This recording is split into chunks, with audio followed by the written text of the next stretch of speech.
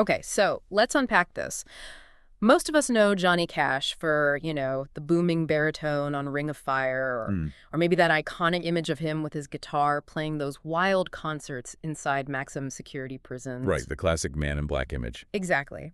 But did you know that he was likely the very first American to find out that Joseph Stalin died? I mean, it's one of those bizarre historical details that sounds completely made up, but, his military records totally back it up. I still can't wrap my head around that. Like, how does a future country music legend scoop the entire global intelligence community on one of the biggest geopolitical events of the 20th century? Well, long before he was a music icon, he was a staff sergeant in the United States Air Force during the Korean War. Right, right. Yeah, and he was stationed in Landsberg, West Germany. And his job wasn't, turning wrenches or flying planes.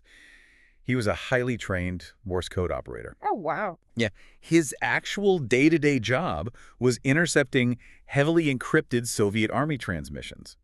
He just had this incredibly sharp ear for rhythm, which makes sense, right? Oh, that makes total sense given his music later on. Exactly. So he's sitting at his post, listening to the static on the wire, and he actually decodes the chatter about Stalin's death before the news even reaches the higher-ups in Washington. That is just wild. I mean, welcome to the deep dive, by the way. Happy to be here. Yeah. Today, we are taking you on a journey through the life, the legacy, and the really profound, almost unbelievable contradictions of this American icon.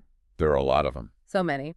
And our mission for this deck dive is to, look past the rhinestones, past that manufactured mythology of the man in black, and really unpack how a devout gospel-singing farm boy somehow became America's ultimate symbol of rebellion and radical empathy. Well, the entire arc of his life is really a study in holding opposing forces together. I mean, what's fascinating here is that we are talking about a highly disciplined military codebreaker Mhm. who then purposefully cultivated this reckless outlaw image. Right, a total 180. Exactly. And we're looking at a deeply religious man who openly and often quite spectacularly failed in his struggles with severe addiction. Yeah.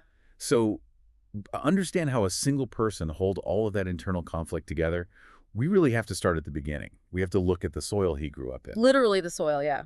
He was born J.R. Cash in 1932 in Arkansas to incredibly poor cotton farmers. Right. And then when he was 3, his family moved to Dyes, Arkansas. Now, this wasn't just any regular farm town, was it? No, it wasn't. It was a New Deal colony established by the Roosevelt administration during the Great Depression. Oh, interesting. Yeah, the whole point of this colony was to take destitute families and give them a chance to work a patch of land that they might eventually own, if they could just survive the elements. And the labor was just grueling, right? Because from the age of 5, Cash was working in the cotton fields alongside his parents and siblings. 5 years old. Think about that. That's crazy. And they suffered through grinding poverty and a massive, devastating flood, which, by the way, eventually inspired his hit song 5 Feet High and Rising. It did, yeah. But the defining moment of his early life, like the psychological anchor that shaped his entire worldview, it wasn't the poverty. It happened in 1944. Yeah, and reading through the accounts of his childhood, this specific moment is it's incredibly tragic. It really stopped me in my tracks. So Cash had an older brother named Jack, who was 15 at the time, and Johnny absolutely idolized him. Jack was kind of seen as the good son, the one who actually wanted to be a preacher. Exactly, but Jack was involved in this horrific accident at the high school agricultural shop. He was pulled into an unguarded table saw and cut almost in 2. It's just awful. And he lingered for an agonizing week before finally dying of his wounds. And Cash's own later reflections on this are just heartbreaking. He noted that the whole family had this strange sense of foreboding that morning. Oh, really? Yeah, his mother actually begged Jack to skip work and just go fishing with Johnny. But Jack insisted they needed the money. Wow. So because of that, Cash carried this immense, crushing survivor's guilt for the rest of his entire life. He frequently said he looked forward to meeting his brother in heaven. I mean, I'm trying to put myself in the shoes of a 12-year-old kid processing that. The good son dies, the flawed son lives. Right. It makes me wonder if that profound trauma, like that massive weight of guilt over Jack's death, if that acted as the engine for everything that followed. How do you mean? Well, like, did it fuel his self-destructive behavior later in life while simultaneously giving him this bottomless empathy for other people who were suffering? I think that's a really accurate way to look at it. Yeah. It's almost a fracturing of his identity. His family's extreme economic struggles and that specific devastating personal tragedy. They forged a very genuine, lifelong sympathy for the working class and the marginalized. Because he'd been there. Exactly. He understood arbitrary suffering because he had lived it. The pain wasn't just some moody aesthetic he put on for album covers, you know. It was the actual lens through which he viewed the entire world. Okay, hold on, though. I have to challenge that a bit. Sure. Having sympathy is one thing, but it doesn't automatically turn you into this chaotic rebel. The myth is that he was this wild child from the start. But looking at the timeline, he wasn't some teenage delinquent causing trouble in Arkansas. That's true. He enlisted in the Air Force. He was trusted with highly classified Soviet intercepts. You don't give that job to a reckless rebel. No, you definitely don't. You give it to someone who can follow strict orders and handle immense pressure. So how do we get from a disciplined code breaker to a guy, popping pills by the handful? Well, the structure of the military is the key variable there. Oh, I see. Yeah, the Air Force provided rigid daily structure. When he was honorably discharged in 1954, returned to civilian life, and then experienced this rapid, almost chaotic rise to fame, that structure totally evaporated. Oh, so the guardrails were gone. Precisely. Without that external framework holding him together, the internal trauma he'd been carrying since he was 12 years old had nowhere to hide. It just began to manifest outwardly. Which brings us to his arrival in Memphis, Tennessee. He's married, selling appliances door to door, trying to get into radio, and knocking on the door of Sun Records. The legendary Sun Records. Right, and there's this famous legend that he auditions for the producer Sam Phillips by singing gospel songs, and Phillips basically tells him to go home and sin, then come back with a song I can sell. Right, which makes for a great movie scene. But Cash himself later explicitly denied that Phillips ever said that. Wait, really? The quote is fake. Yeah, but Phillips did absolutely steer him away from gospel. Mm. He recognized that Cash's brooding voice was perfectly suited for this raw, burgeoning rockabilly sound. Oh, interesting. And Phillips was right. By the late 1950s, Cash is exploding on the charts.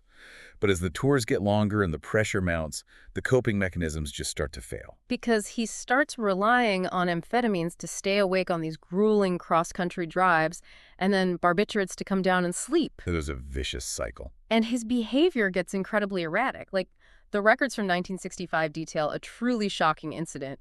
He's out in California's Los Padres National Forest on a fishing trip. Right. He's high, his camper's exhaust system is faulty, and it catches fire. And this wasn't just a burned-out truck. The fire spread rapidly. It burned 508 acres of national forest. Oh, my God. It burned the foliage off 3 entire mountains. It was so intense that it nearly killed Cash himself, who was largely unresponsive due to the drugs. And the craziest part is what it did to the local wildlife. The fire drove off 49 of the refuge's 53 endangered California condors. And when he was brought before a judge to answer for this environmental disaster, Cash was entirely unrepentant. He literally told the courtroom, "I don't care about your damn yellow buzzards." Yeah, not a great look. The federal government successfully sued him, and he had to pay over $80,000 in a settlement.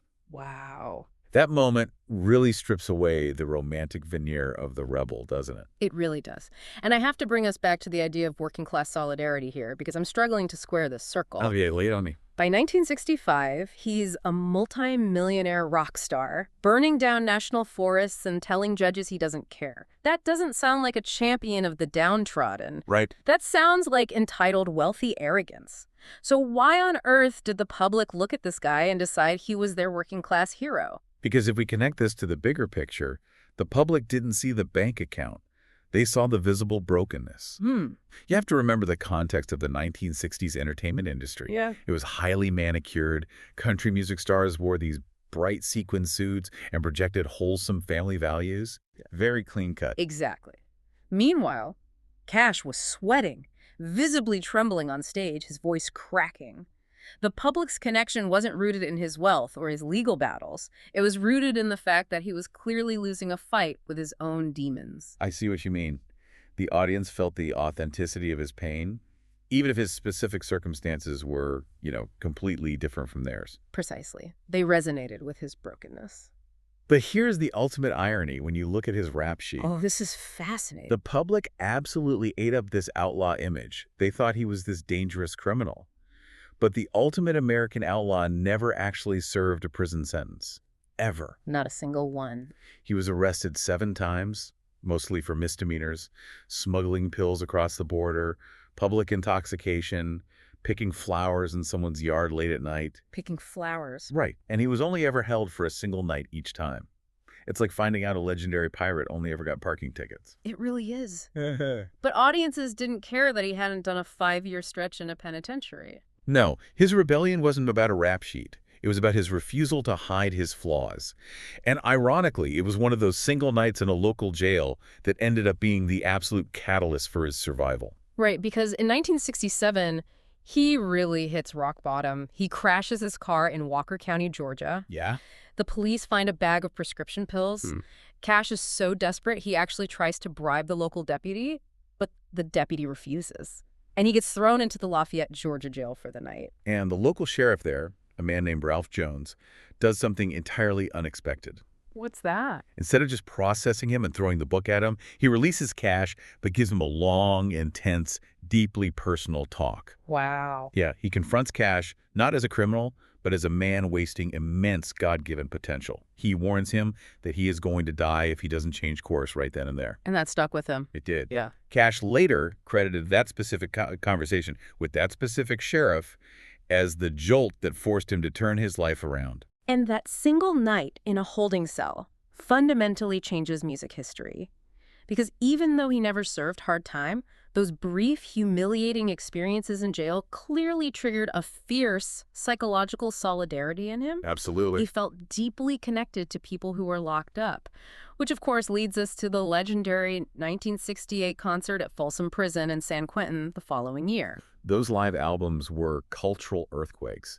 I mean, think about the raw energy of him walking out in front of a captive audience of hardened men, introducing himself with a simple, "Hello, I'm Johnny Cash," and just immediately launching into the chugging, aggressive rhythm of Folsom Prison Blues. Just incredible. He wasn't pandering to them at all. He was singing to them as peers. And the success of those albums is hard to overstate. In 1969, Johnny Cash actually outsold the Beatles. Which is mind-blowing. To put that into perspective for you today, imagine a gritty alt-country artist putting out a raw, unedited Jailhouse recording and casually knocking Taylor Swift off the #1 spot on the Billboard charts. It's almost unthinkable. It really is. He had achieved absolute superstardom. But what is truly remarkable is what he chose to do with that cultural capital. Yes, this is exactly what fascinates me. Usually, as artists get that famous, they get protective of their brand, they build walls, they play it safe to keep the money rolling in. Right, they don't want to rock the boat. But Cash did the exact opposite. He used his massive superstardom as a shield to take huge professional risks. He didn't just sing for prisoners, he used his voice to fight the establishment, specifically advocating for Native Americans. Yes. In 1964, coming off a string of massive hits, he records a concept album called Bitter Tears, Ballads of the American Indian. A huge departure. It was.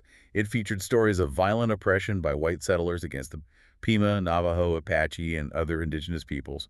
He was out there telling stories of broken treaties and stolen land. And the music industry absolutely hated it. They considered it way too radical for mainstream country radio. They wouldn't touch it. Stations flat out refused to promote the single The Ballad of Ira Hayes, which is a tragic song about a real Native American Marine who helped raise the flag at Iwo Jima, became a national hero, but died in obscurity and poverty. Such a powerful story. But the label won't push it. Radio won't play it. So what does Cash do?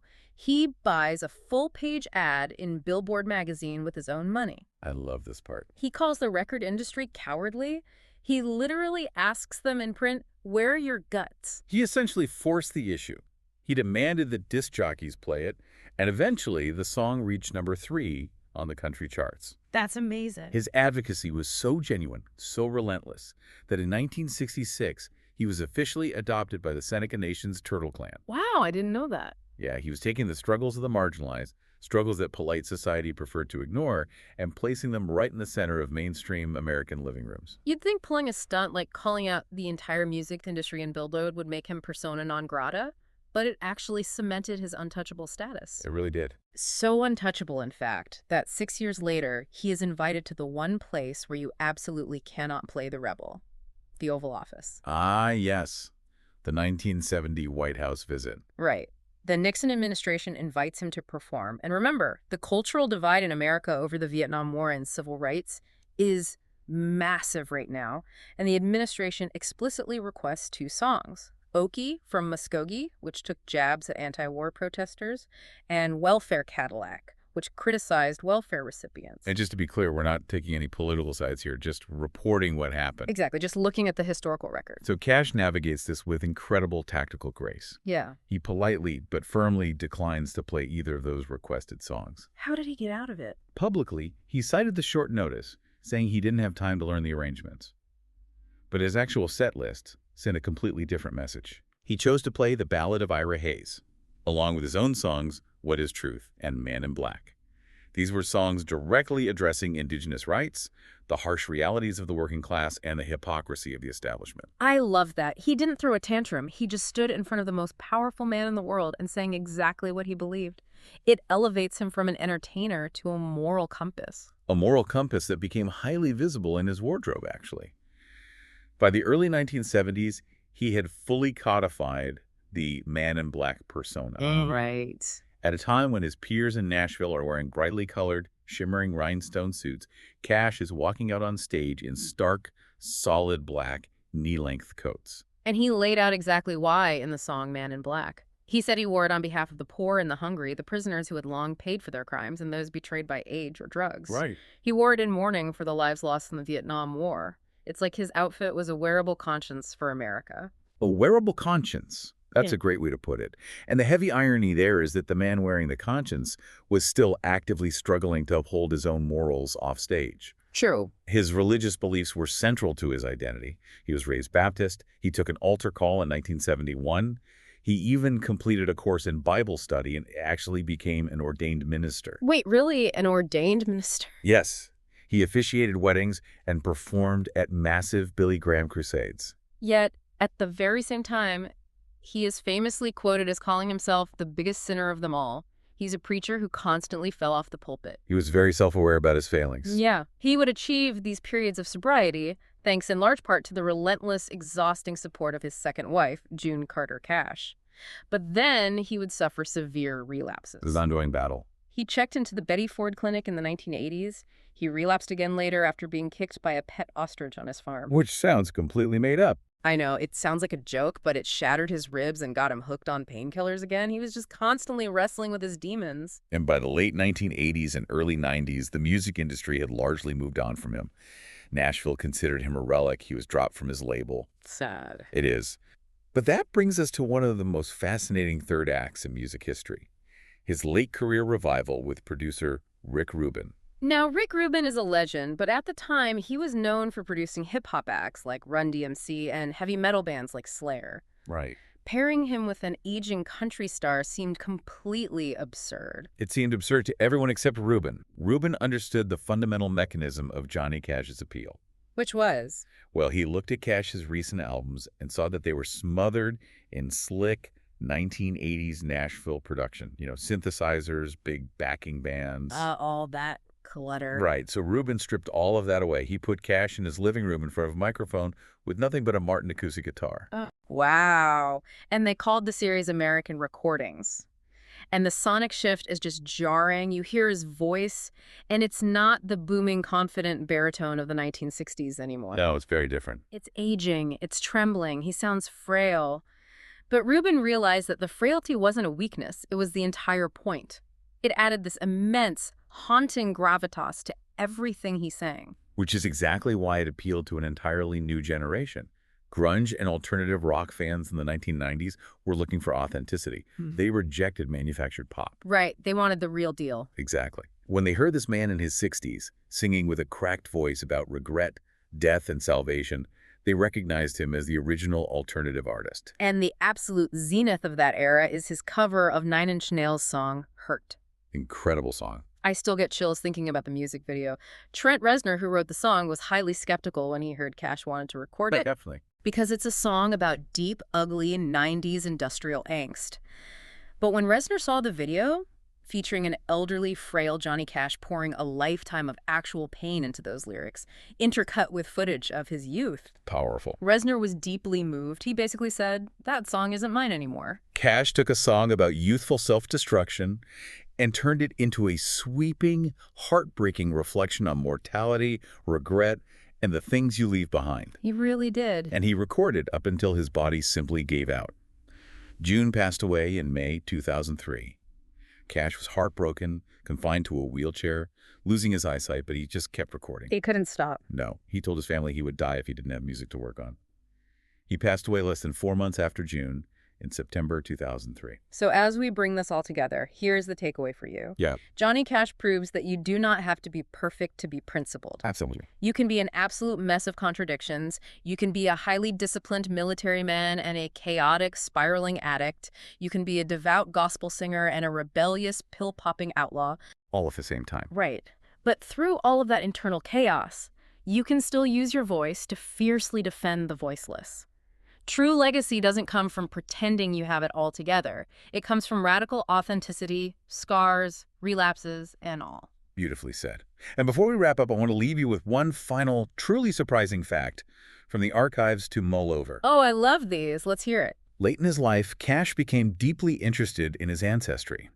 He hired genealogists and traced his roots all the way back to 11th century Fife, Scotland. Wait, the ultimate Americana icon is Scottish? Yes. He traveled there, met with a Scottish laird, and discovered that he descended from a man in the village of Strathmiglo. Okay. And it turns out the surname Cash is actually direct translation, or an altered phonetic spelling, of the ancient Scottish Highland name, Clan MacTavish. Are you kidding me? Clan MacTavish. It is entirely true. So I want you to imagine an alternate universe for a moment. Okay, I'm imagining it. Imagine the dark, brooding legend of the Man in Black, the American outlaw who stood in Folsom Prison. Would he have carried that exact same gritty, dangerous Americana weight if the entire world knew him by his ancestral name? Johnny MacTavish. Johnny MacTavish. I love it. Changes things a bit, doesn't it? It really does. It just goes to show whether he was a MacTavish from the Scottish Highlands or a Morse code operator intercepting Soviet secrets in the freezing rain of West Germany, Johnny Cash was always pulling hidden truths out of the static. That's for sure. Thanks for taking this journey with us, and we'll catch you on the next Deep Dive.